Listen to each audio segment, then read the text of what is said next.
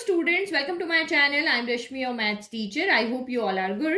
तो इस वीडियो में हम स्टार्ट कर रहे हैं 16.3 एक्सरसाइज को क्वेश्चन सॉल्व करें। तो 1 to 5 क्वेश्चन इस वीडियो में सॉल्व करेंगे। आई होप कि आपने इंट्रोडक्शन वीडियो अच्छे से देख लिए हैं। अगर इंट्रोडक्शन वीडियो अच्छे से देखें तो आपको बहुत सिंपल लगेगी एक्सरसाइज, लेकिन जहां पे भी जिस क्वेश्चन में जो भी रूल आएंगे, जो भी फॉर्मूलाज आएंगे, वो मैं आपको बीच बीच में बताती रहूंगी। तो क्वेश्चन नंबर 1 यहाँ पे क्या कह रहा है, Which of the following cannot be a valid assignment of probability for outcomes of sample space S? तो आपको एक सैंपल स्पेस यहाँ पे दिया हुआ है। कोई भी एक रैंडम एक्सपेरिमेंट किया है तो उसके जो भी आउटकम्स है उसको कर्ली ब्रैकेट में बना करके एक सैंपल स्पेस बना दिया है। तो इसमें टोटल सैंपल स्पेस में टोटल कितने एलिमेंट है या टोटल कितने सैंपल पॉइंट है? तो टोटल हमारे 1 से लेकर के 7 यहाँ पर सैंपल पॉइंट है। तो कोई भी प्रोबेबिलिटी है वो वैलिड कब होती है? तो आप यहाँ पे क्या देख रहे हो कि जितने भी इस सैंपल स्पेस के सैंपल पॉइंट है उन सबकी अलग अलग इंडिविजुअल प्रोबेबिलिटी यहाँ पे दे रखी है।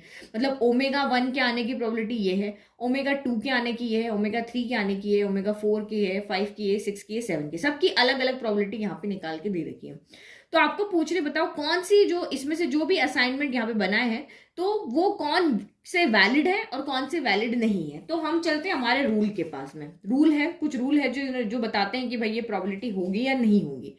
तो रूल नंबर 1 आपको क्या कहता है कि किसी भी सैंपल पॉइंट की प्रोबेबिलिटी अगर 0 के इक्वल है, 1 के इक्वल है या इन दोनों के बीच में है, बीच में क्या होता है 1/2 हो गया, 0.1 हो गया, 0.2 हो गया, 0.3 हो गया, तो अगर वो इस कंडीशन को फुलफिल कर रहा है तब तो वो प्रोबेबिलिटी है। रूल नंबर 1 ये कहता है। और उसको रूल नंबर 2 को भी फॉलो करना है। जब ये भी फॉलो करेगा, ये भी फॉलो करेगा, तब भी वो आपकी प्रोबेबिलिटी होगी, अदरवाइज नहीं होगी। एक को कर रहा है, दूसरे को नहीं कर रहा है, तो वो नहीं होगी। ट्रू हमेशा तभी होता है जब सब लोग सच बोल रहे हैं, एक भी झूठ बोल रहा है तो वो बात फॉल्स हो जाती है। दूसरा कंडीशन यहाँ पे है कि इस सैंपल स्पेस में जितने भी सैंपल पॉइंट है सबकी प्रोबेबिलिटी का जो सम है वो क्या आना चाहिए, 1 आना चाहिए। तो पहला चीज तो आपको ये तो देख के ही पता चल जाएगी कि हाँ ये सारे 0-1 के बीच में है या इनके इक्वल है, तो ये प्रोबेबिलिटी है। और ये आपको सॉल्व करके देखना पड़ेगा कि सारे सैंपल पॉइंट की प्रोबेबिलिटी का सम आपका यहाँ पे क्या आना चाहिए, 1 आना चाहिए। तो 1 by 1 सॉल्व करते हैं। हमें रूल 1 एंड रूल 2 यहाँ पे ध्यान में रखना है। तो पहले हम ए असाइनमेंट को यहाँ पे देखते हैं। तो ये देखो 0.1 0 एंड 1 के बीच में होता है, ये नंबर भी 0.1 के बीच में, ये भी 0 एंड 1, यानी फर्स्ट रूल हमारा यहाँ पे देखो, यहाँ लिख लेती हूँ। रूल नंबर हमें 1 यहाँ पे क्या देखना है कि प्रोबेबिलिटी ऑफ कोई भी ओमेगा आई लिख लेते हैं। आई यानी 1 2 3 4 5 6 7 कुछ भी हो सकता है। तो ये 0 और 1 के इस कंडीशन को फुलफिल करना चाहिए। तो यहाँ पे हम क्या देख रहे हैं, ये सारे ही जो नंबर हैं वो 1 से छोटे हैं और 0 से क्या है, बड़े हैं। दैट मीन्स ये आपके रूल नंबर 1 को तो सेटिस्फाई कर रहा है।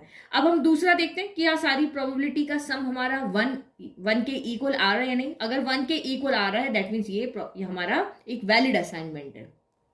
ठीक है, तो इस तरह से हमने लिख लिया कि each of the number P omega आई लिख दिया, 1 2 3 नहीं लिखा, इज पॉजिटिव है और लेस देन 1 है। पहली कंडीशन ट्रू है तभी हम दूसरे के पास जाएंगे, अगर पहली ही फॉल्स हो गई तो दूसरे के पास नहीं जाएंगे। Now sum of probability find करो। तो 0.1 plus 0.01 plus 0.05 plus 0.03 plus 0.01 plus 0.2 हो गया प्लस 0.6 हो गया। तो ऐड करो यहाँ पे। तो सेकंड प्लेस पे कौन कौन आ रहा है, तो 1 3 प्लस 1 4 हो गया, 4 प्लस 5 9 प्लस 1 10 का 0 कैरी 1, तो ये हो गया 6 1 7 8 9 8 9 8 9 8 9 और ये 10 हो गया। तो यानी कि ये आपका यहाँ पर क्या हो गया, 1.10 हो गया ना। तो भाई 0 है, ये 1 10 लिख दिया। अब 2 नंबर के बाद डेसिमल 2 नंबर के बाद लगा दिया। तो ये आपका यहाँ पे किसके इक्वल आ रहा है, 1 के इक्वल आ रही है, 1 के इक्वल आ रही है। दैट मीन्स कि ये एक दोनों कंडीशन को फुलफिल कर रही है। दैट मीन्स यहाँ पे क्या है, ये एक वैलिड असाइनमेंट है। तो इस तरह से हम लिख देंगे that for the assignment is valid. Now next वाले को देखो, बी वाले को, यहाँ पे भी देखो ये 1/7, तो 1/7 सारा आपका यहाँ पे इस कंडीशन के बी 1/7 आपके यहाँ बीच में आएंगे। ठीक है, क्योंकि नीचे बड़ा नंबर है ऊपर छोटा ना, तो डिवाइड करोगे तो पॉइंट करके डेसिमल लगा के कुछ आएगा ना, 0.1 करके कुछ आएगा यहाँ पे। तो 0.1 तो वैसे ही बीच में आएगा, 1 से छोटा है, 0 से बड़ा है, तो ये सारे सेम नंबर है। तो ये कंडीशन फर्स्ट को तो यहाँ पे सेटिस्फाइड करते हैं। तो आप सेम यहाँ पे लिख दोगे, सेम ये वाला नंबर देखिए, कंडीशन, दोनों कंडीशन आपको यहाँ पर लिख के बतानी है। ठीक है, और अब कंडीशन 2 के लिए हमको यहाँ पे क्या देखना है, कंडीशन 2 के लिए हम यहाँ पे सबका सम करके देंगे। तो 1/7 प्लस 1/7 प्लस 1/7 +1/7 कितनी टाइम है, +1/7 +1/7 7 टाइम होगा ना, तो 1 2 3 4 5 6 लेगा, तो ये 1/7 हो गया। इसको सॉल्व करने का बहुत अच्छा तरीका है, बार बार इसको आपको यहाँ पर एलसीएम लेके कुछ नहीं करना। 1/7 कितनी टाइम है, 7 टाइम है, तो 7 इंटू 1/7, 7 टाइम्स मतलब मल्टीप्लाई, तो 7 के टेबल 7 कैंसिल हो गया, इक्वल टू 1 आ गया। मतलब ये दोनों कंडीशन को फुलफिल करा, तो ये भी एक वैलिड असाइनमेंट है। ओके, नाउ सी वाला देखो, तो सी वाले में पहले वही फर्स्ट कंडीशन हमें देखनी, क्या सारे 0 और 1 के बीच में या इक्वल है। तो यहाँ पे देखो ये सारे 0.1 0.2 0.3 0.4 0.5 0.6 0.7, यानी फर्स्ट कंडीशन तो यहाँ पे ट्रू हो रही है, क्योंकि ये सारे नंबर 1 से क्या है, छोटे हैं और 0 से बड़े हैं। तो यहाँ पे वही कंडीशन 1 तो हम वही लिख देंगे, और दूसरे के लिए हम यहाँ पे क्या करेंगे, फिर सबको ऐड करेंगे। तो आप यहाँ पे देखो कंडीशन 1 तो हमारी ट्रू हो रही है। अब नाउ यहाँ पे कंडीशन 2 को देखते हैं, तो यह ऐड करो अब यहाँ पे 0.1 plus 0.2 plus 0.3 plus 0.4 plus 0.5 plus 0.6 plus 0.7 हो गया।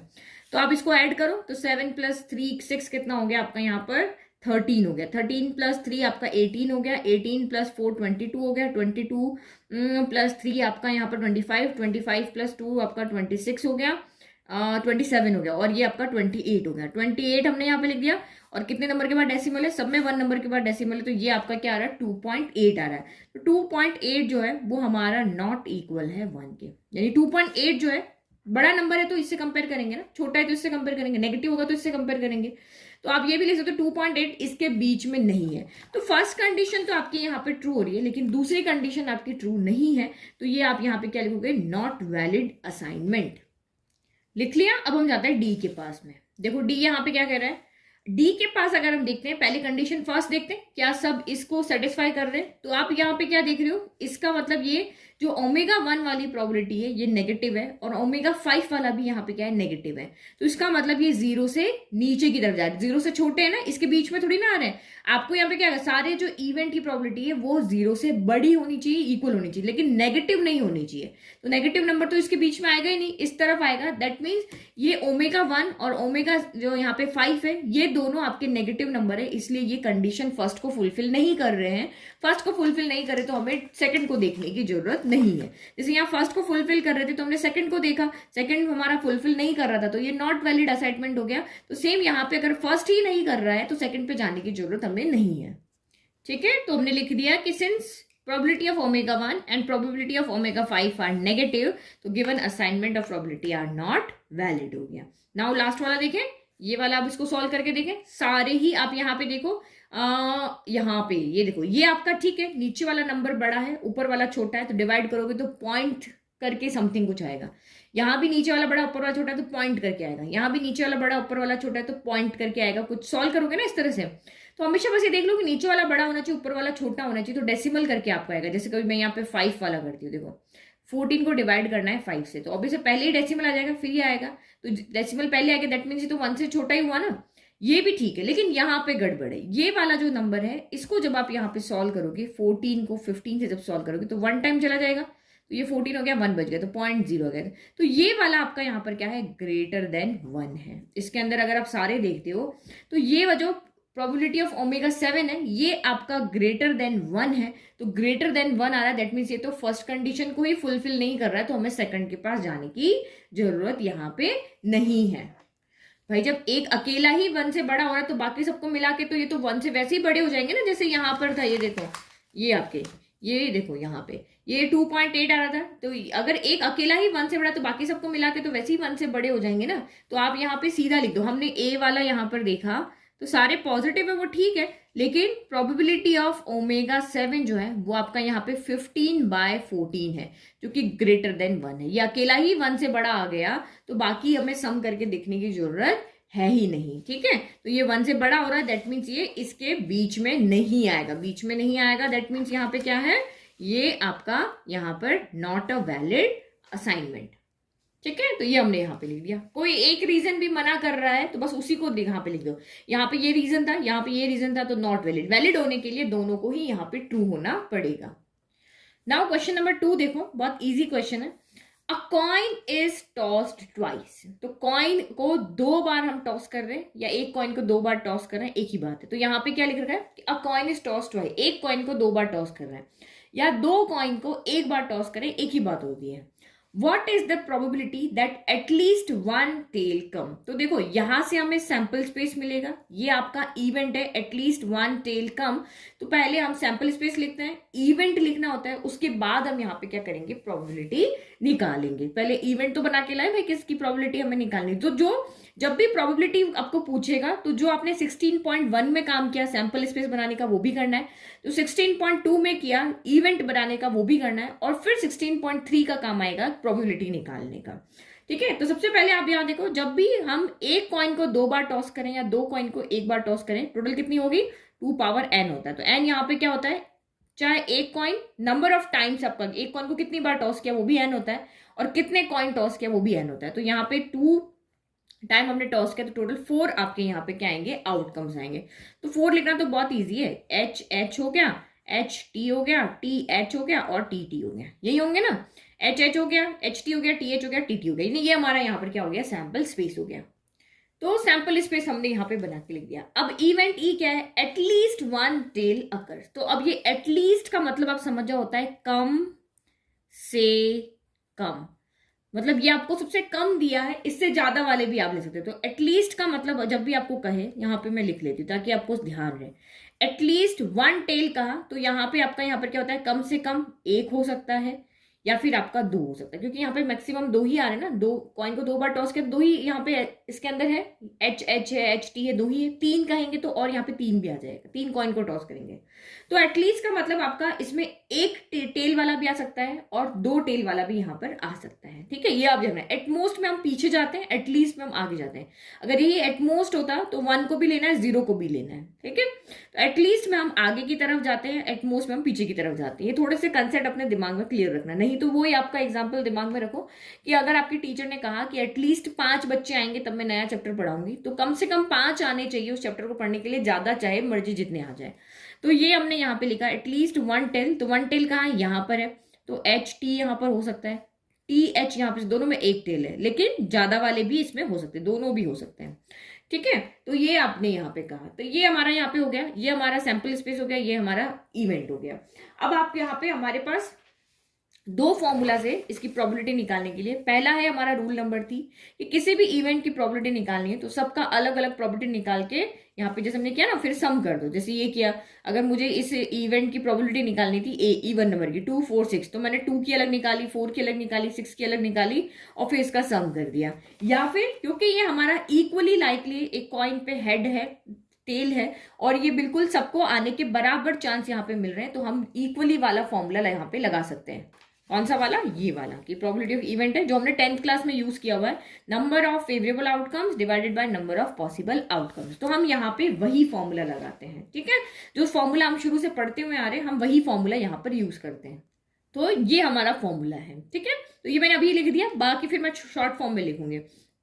तो इवेंट ई फेवरेबल आउटकम्स कौन सा है, ये इवेंट कह रहा है कि मेरी प्रोबेबिलिटी निकालो, तो आपको सिर्फ इसके एलिमेंट्स को काउंट करना है। इसमें कितने एलिमेंट है, 3 है। और ऊपर ये वाले के लिए आपको सैंपल स्पेस की, हमेशा जब भी प्रोबेबिलिटी निकालनी है इवेंट के एलिमेंट को ऊपर रखना है और total possible outcome sample space के आउटकम को नीचे रखना है। तो इसमें 3 एलिमेंट है तो ऊपर 3 आ गया, इसमें 4 एलिमेंट है तो नीचे कितना आ जाएगा, 4 आ जाएगा। तो ये कितना हो गया, probability of event at least one tail occur. Easy question था ना, कुछ भी नया हमने नहीं किया, जैसा हमने यहाँ पर 10th क्लास में पढ़ा हुआ वैसा किया, बस यहाँ पे चीजें चेंज हो गई। इसको हम सैंपल स्पेस कह रहे हैं, इसको हम इवेंट कह रहे हैं, और वहां पे हम क्या करते थे, किसी भी यहाँ पे एक्सपेरिमेंट के लिए हम यहाँ पे आउटकम्स लिखते थे और यहाँ पे फेवरेबल आउटकम्स ही लिखते थे। नाउ क्वेश्चन नंबर 3 देखो, नाउ क्वेश्चन नंबर 3 देखो, अ डाई इज थ्रोन। ठीक है, find the probability of the following events. तो वही करना है, 16.1 का काम सैंपल स्पेस बनाना है, 16.2 का काम इवेंट्स बनाना है, और इवेंट्स के बाद में जो हमारा इक्वली लाइकली आउटकम्स वाला फॉर्मूला था, वही favourable outcomes divided by possible outcomes, वो लगा करके और हम यहाँ पे क्या कर देंगे, प्रोबेबिलिटी निकाल लेंगे। तो सबसे पहले अ डाई, एक डाई को थ्रो किया है तो सैंपल स्पेस में टोटल कितने इवेंट आएंगे, 6 इवेंट आएंगे। एक डाई पे 6 ही आते हैं ना, 1 2 3 4 5 6, तो यहाँ पे लिख लेते हैं सैंपल स्पेस। ठीक है, तो सैंपल स्पेस हमने लिख लिया। अब इवेंट देखो, a prime number will appear. पहला इवेंट उसने क्या दिया है कि प्राइम नंबर आने का इवेंट यहाँ पे क्या होगा, तो उसमें कौन कौन है प्राइम नंबर, सबसे एक छोटा prime number even prime number only क्या होता है, टू होता है। टू ऐसा है जो एक अकेला इवन प्राइम नंबर है, इसके अलावा कोई भी आपको नहीं मिलेगा जो इवन प्राइम नंबर हो। तो टू है हमारा प्राइम नंबर, थ्री है और हमारा फाइव है। तो प्राइम नंबर क्या होता है, जो सिर्फ दो नंबर के टेबल में आता है, या तो खुद की टेबल में आएगा या वन की टेबल में आएगा, जिसके सिर्फ दो ही फैक्टर होते हैं, वन एंड वो नंबर खुद। जैसे थ्री वन की टेबल में आता है और थ्री की टेबल में आता है, फाइव वन की टेबल में आता है और थ्री की टेबल में आता है। फोर नहीं होगा क्योंकि फोर वन में भी आता है, टू में भी आता है, फोर में भी आता है। तो सिर्फ जो दो ही नंबर के टेबल में आते हैं वही हमारे क्या होते हैं, प्राइम नंबर्स होते हैं। तो इवेंट आपका यहाँ पर क्या हो गया, हाँ इवेंट इसके अंदर कौन कौन आएगा, टू आएगा आपका, यहाँ पे थ्री आएगा और ये कौन आएगा आपका, यहाँ पर फाइव आएगा। तो टू थ्री फाइव होगा। तो अब हम इसकी प्रोबेबिलिटी निकालें। तो now probability of event one, तो प्रोबेबिलिटी ऑफ इवेंट यानी फेवरेबल आउटकम्स जो कि हमें इवेंट में से लिखने होते हैं, और पॉसिबल आउटकम्स जो हमें सैंपल स्पेस में से लिखने होते हैं। फेवरेबल आउटकम इवेंट में से, इवेंट में टोटल कितने आउटकम है, थ्री है। पॉसिबल आउटकम हमें सैंपल स्पेस में से, तो 1 2 3 4 5 6 है, तो ये 6 हो गया, यानी 3 1 जा 3 3 2 जा 6 हो गया। यानी कि यहाँ पर क्या हो गया, प्रोबेबिलिटी ऑफ इवेंट वन कितना हो गया आपका, यहाँ पर 1/2 हो गया। नाउ इवेंट टू देखें हम।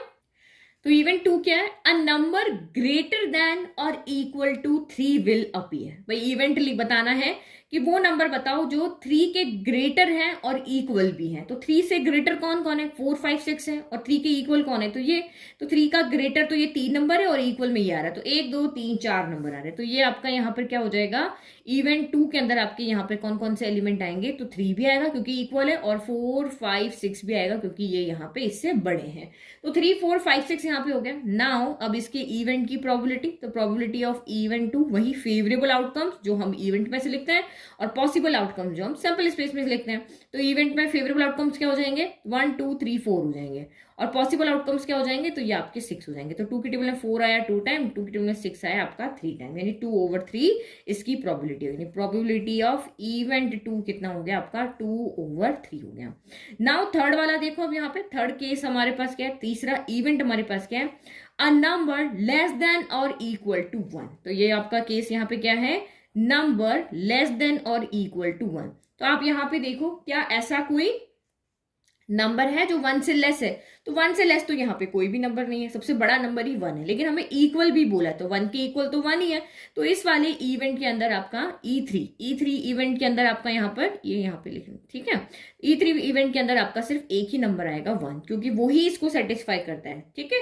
तो अब इसकी प्रोबेबिलिटी क्या हो जाएगी, तो प्रोबेबिलिटी ऑफ इवेंट थ्री की प्रोबेबिलिटी, तो वही favourable outcome divide by possible outcome. Favourable outcome में इवेंट के एलिमेंट्स को काउंट करना, तो एक ही है, तो ये हो गया, और पॉसिबल आउटकम्स में सैंपल स्पेस के एलिमेंट को काउंट करना, तो ये क्या हो गया, 6 हो गया। तो ये प्रोबेबिलिटी ऑफ इवेंट 3 कितना हो गया आपका, 1/6 हो गया।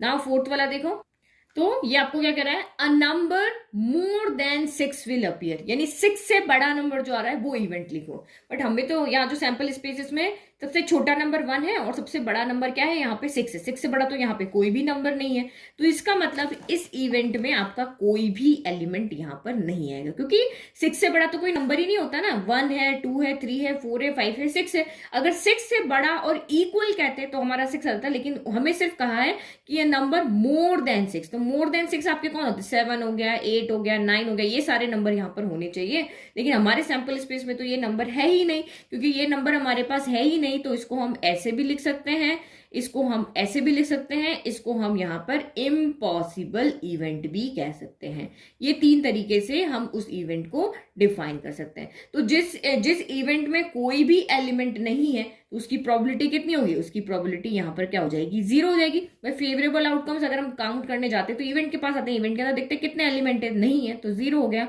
डिवाइडेड बाय सैंपल स्पेस में कितने एलिमेंट है, तो 6 है, तो 0/6 आपका यहाँ पर क्या हो गया, 0 हो गया। नाउ लास्ट यहाँ पे फिफ्थ वाला देखो, a number less than 6 will appear. तो नंबर लेस देन 6 आपके कौन से, तो ये सारे ही नंबर जो है वो आपके क्या है, 6 से छोटे हैं। 1 2 3 4 5 6 यहाँ आपके सॉरी 6 नहीं आएगा, नंबर लेस देन इक्वल नहीं आ रहा है। तो यहाँ पे कौन कौन नंबर होंगे, 1 होगा, 2 होगा, 3 होगा, 4 होगा और 5 होगा। ये 5 नंबर यहाँ पे होंगे, 6 तो नहीं आएगा क्योंकि इक्वल नहीं है। तो इवेंट 5 आपको यहाँ पे क्या कहा है, इवेंट 5 आपको यहाँ पे लिखा है नंबर लेस देन 6 का है, ठीक है। तो इसमें आपके यहाँ पे क्या हो जाएंगे, इवेंट 5 के अंदर आपका यहाँ पर आ जाएगा 1 2 3 4 एंड 5 आ जाएगा।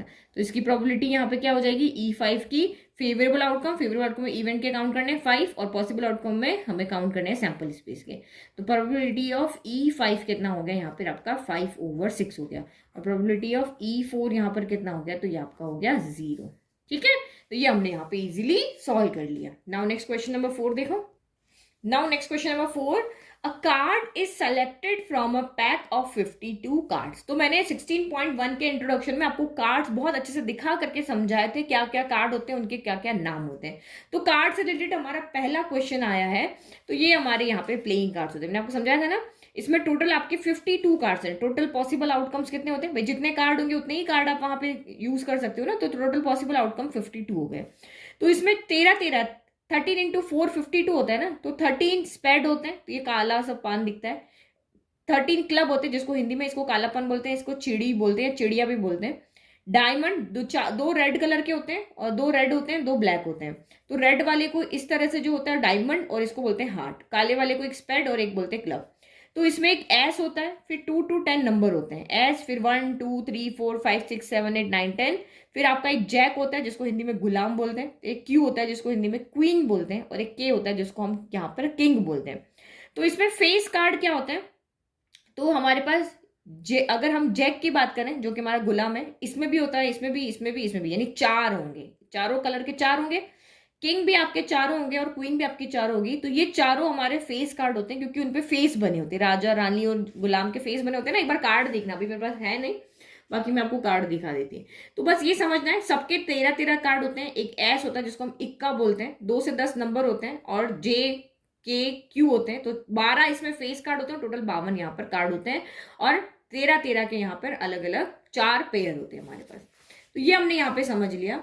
फिर आपको यहाँ पूछा how many points are there in the sample space. तो ये आपको कह रहा है कि सैंपल स्पेस में कितने पॉइंट्स होंगे, सैंपल पॉइंट पूछता ना, तो ये भी आपको पूछा सैंपल पॉइंट्स कितने होंगे। तो कार्ड कितने होते हैं, इसने तो क्या क्वेश्चन में आंसर दे रखा है कि आपने जो यहाँ पे कार्ड लिया है, एक पूरा पैक लिया है, उसमें 52 कार्ड्स है भाई। 52 कार्ड्स है तो सैंपल पॉइंट में 52 होंगे।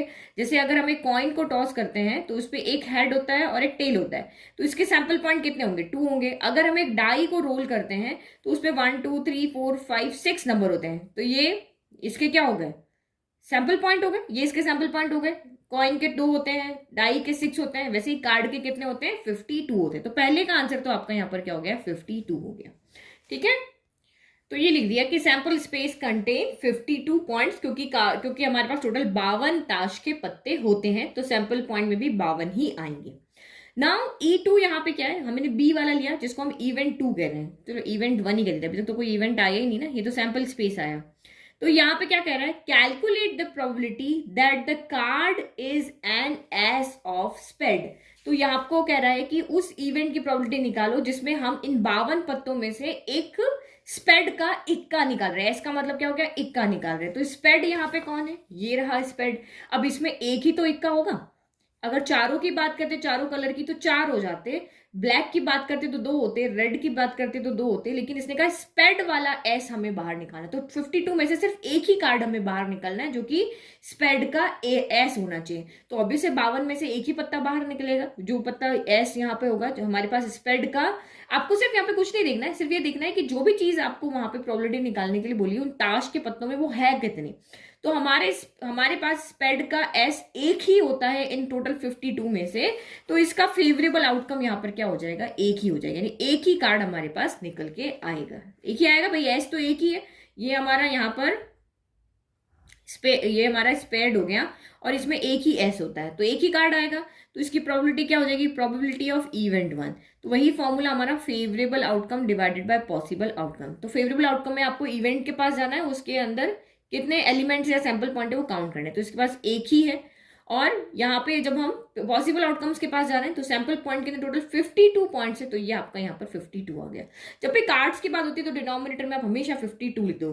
कॉइन की बात होती है तो आप यहाँ पे 2 लिख दो, एक सिंगल कॉइन की। डाइस की बात होती है तो सिंगल डाइस की तो आप नीचे 6 लिख दो।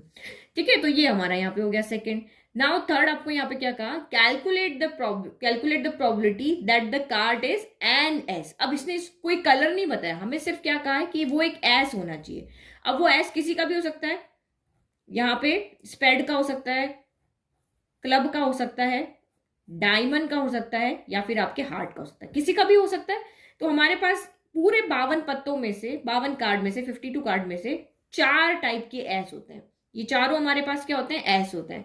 तो इसका मतलब आपके इस इवेंट के अंदर अगर हम यहाँ पे देखें एंड एस आने के लिए, ठीक है, इसको हम इवेंट 2 ले लेते हैं, तो कितने यहाँ पे आ सकते हैं? हमारे पास टोटल 4 कार्ड यहाँ पर आ सकते हैं। ठीक है, ये मैंने बता दी, ये चारों आ सकते हैं। समझ में आ गया कि हम टोटल 52 में से एस कितने होते हैं? तो टोटल 4 होते हैं। तो ये हमारा हो गया। अब इस इवेंट की प्रोबेबिलिटी निकालो, तो ये भी आपका सेम। यहाँ पर टोटल कितने कार्ड हो सकते हैं? तो मैं इसको अलग अलग भी लिख सकती हूँ, लेकिन ये 4 नंबर की तरफ से मैंने दिखा दिए कि एक हमारा यहाँ पर इस तरह से, देखो, एक हमारा यहाँ पर यहाँ पे एक स्पेड होगा, एक हमारा यहाँ पर क्या होगा? क्लब होगा, एक हमारे पास यहाँ पर डायमंड का होगा, और एक हमारे पास यहाँ पर क्या होगा? हार्ट का होगा। ये 4 तरह के कार्ड हमारे पास यहाँ पे होंगे। तो ये तो हमारे रेड होंगे, और ये हमारे यहाँ पे क्या होंगे? ब्लैक होंगे। तो 4 तरह के कार्ड इसके अंदर होंगे, तो मैंने सीधा 4 लिख दिया। तो इसके इवेंट की प्रोबेबिलिटी कितनी होगी? तो वही favourable outcome divided by possible outcome. तो फेवरेबल आउटकम यहाँ पे क्या हो जाएगा? यही 4। इसमें टोटल कितने, इस इवेंट के अंदर टोटल कितने कार्ड्स हैं? 1 2 3 4, तो नीचे आ गया 4। और सैंपल पॉइंट में टोटल कितने, सैंपल स्पेस में टोटल कितने सैंपल पॉइंट है? 52। तो 4/52 हो गया। तो ये अब आप इसको सॉल्व कर लो, तो ये आपका 4 की टेबल में 4 आया 1 टाइम, और 52 आएगा यहाँ पर 13 टाइम।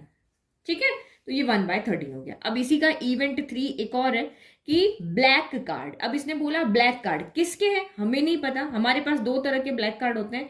एक तो हमारे पास होते हैं स्पेड वाले, और दूसरे हमारे पास यहाँ पे होते हैं क्लब वाले। ये इसके होते हैं, तो इसके भी 13 होते हैं और इसके भी 13 होते हैं। देखो मैंने अभी आपको दिखाया था, ये स्पेड के भी 13 कार्ड होते हैं और क्लब के भी 13 कार्ड होते हैं। तो ये ब्लैक कार्ड बोल रहा है, तो ये दोनों ही हमें लेंगे, यानी 13 + 13 टोटल कितने हो जाएंगे? यहाँ पर 26 हो जाएंगे। तो हम यहाँ पे सीधा नंबर लिख रहे हैं, ये नहीं लिख रहे कि सारे इस तरह से बना रहे हैं, हम सीधा यहाँ पे क्या लिख रहे हैं? नंबर लिख रहे हैं। तो यहाँ पे क्या है आपका इवेंट? क्या है? ये ब्लैक कार्ड। हमें ब्लैक कार्ड निकालना है। तो ब्लैक कार्ड हमारे पास इसमें टोटल कितने हो सकते हैं? 26 हो सकते हैं। तो प्रोबेबिलिटी ऑफ इवेंट 3 कितना हो जाएगा? तो favourable outcomes divided by possible outcomes. तो फेवरेबल आउटकम के लिए इवेंट के जाओ, इवेंट के अंदर टोटल कितने आ रहे हैं? 26 आ रहे हैं, पॉसिबल 52 हो रहे हैं। तो 26 के टेबल में आया 1 टाइम, और 52 आया आपका यहाँ पर 4 टाइम। तो ये आपका हो गया यहाँ पर, नहीं यहाँ पे 2 टाइम आएगा, 4 टाइम नहीं 2 टाइम। 26 के टेबल 52 2 टाइम आता ना, तो ये यहाँ पर हो गया आपका 1/2। ईजी था ना? तो कार्ड्स अगर आपने अच्छे से समझ लिए, एक बार कार्ड्स आप देख लेना अपने हाथ में लेकर के, तो आपको बहुत अच्छे से समझ में आ जाएगा। नाउ लास्ट क्वेश्चन देखो इस वीडियो का। तो क्वेश्चन नंबर 5 यहाँ पे क्या कह रहा है?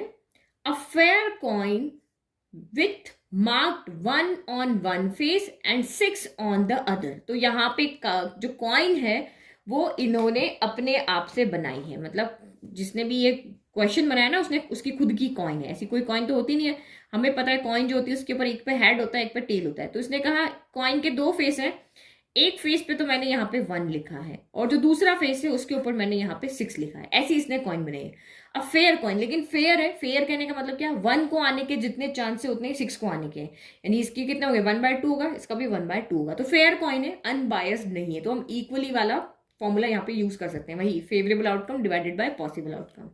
फिर इसने कहा कि कॉइन के एक फेस पे 1 है, दूसरे फेस पे 6 है, and a fair die are both tossed. तो इसने क्या कहा? दूसरी बार में इसने क्या किया? एक डाई लिया, ठीक है, तो ये उसने डाई लिया, और इस डाई के ऊपर टोटल कितने होते हैं? 1 भी होगा, 2 भी होगा, 3 भी होगा, 4 भी होगा, 5 भी होगा, और 6 होगा। तो इसने यहाँ पे फेयर वर्ड यूज किया है, यहाँ पे फेयर कॉइन कहा है, यहाँ फेयर डाई का। दैट मीन्स इसमें कॉइन में दोनों के आने की प्रोबेबिलिटी सेम है, इस डाइस में 6 के 6 नंबर के आने की प्रोबेबिलिटी सेम है। यहाँ 1/2 1/2 होगी, या 1/6 1/6 1/6 यहाँ पे होगी, ठीक है। तो इसने क्या कहा? ये इस तरह से गेम खेल रहे हैं कि पहले तो जैसे ये कॉइन को टॉस कर रहे हैं, ये मैंने कॉइन को टॉस किया, क्या आया? टेल आया। फिर ये डाइस को रोल कर रहे हैं, तो डाइस को रोल करने पर 2 आया।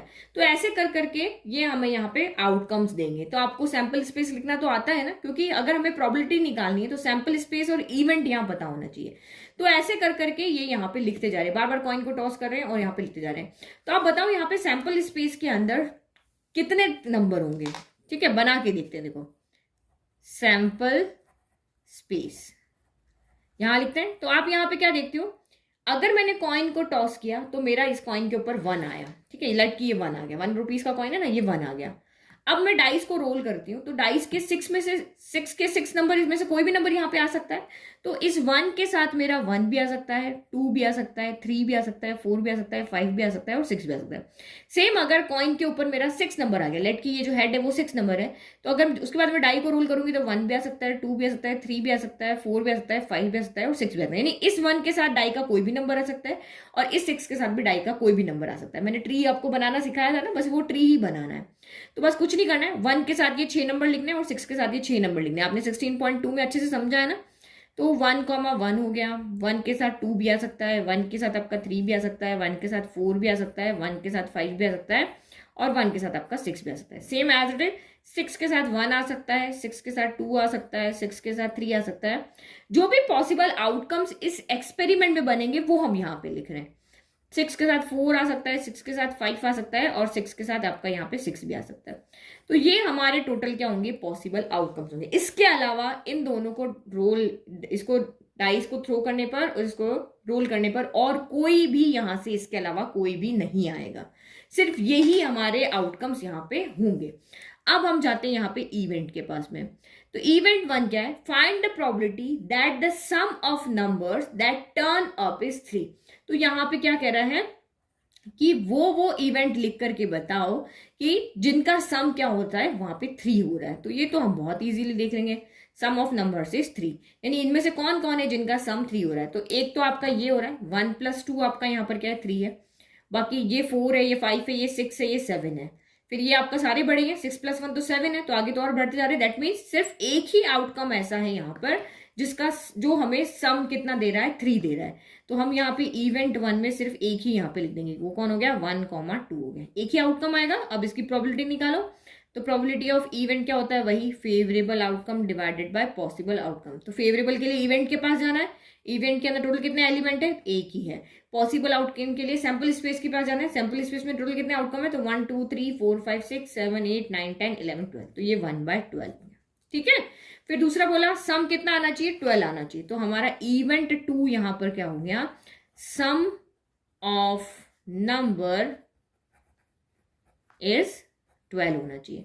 तो यहां पे देखो 12 कहां पे आ रहा है, तो 12 यहां तक हमारा 7 आ रहा था, तो 6 + 6 हमें पता है 12 होता है। बाकी तो कोई नंबर यहाँ होगा नहीं, ये सारे छोटे ना, 6 + 5 11, 6 + 4 आपका 10। यहाँ तो मैक्सिमम ही सम 7 आ रहा है और यहाँ पे ये सारे छोटे नंबर है। सम डाइस, 2 डाइस को जब आप थ्रो कर रहे हो, जैसे तो यहाँ पे ये दूसरी डाइस का नहीं है, कॉइन का है, लेकिन हमेशा 6 + 6 मैक्सिमम आपका 12 होगा। तो बाकी आप ऐड करके यहाँ इजीली देख सकते हो।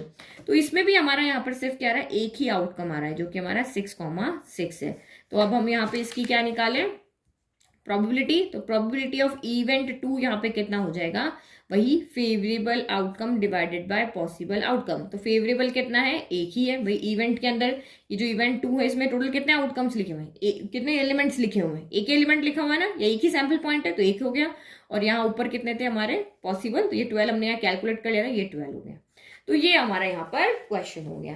ठीक है। तो ये कोई ये नहीं कि हमें कॉइन का सारा कुछ याद रखना है, डाइस का सारा कुछ याद रखना है। जो बेसिक हमने याद कर रखा है, कॉइन के 2 फेस होते हैं, डाइस के 6 फेस होते हैं।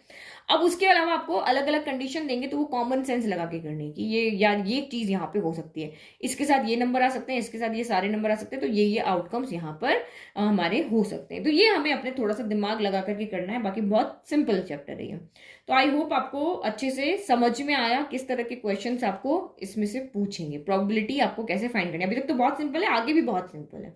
नोट्स के लिए लिंक डिस्क्रिप्शन में, अदरवाइज मैथ्स टीचर.blog पे भी आपको नोट्स मिल जाएंगे फ्री में डाउनलोड करने के लिए। Thank you.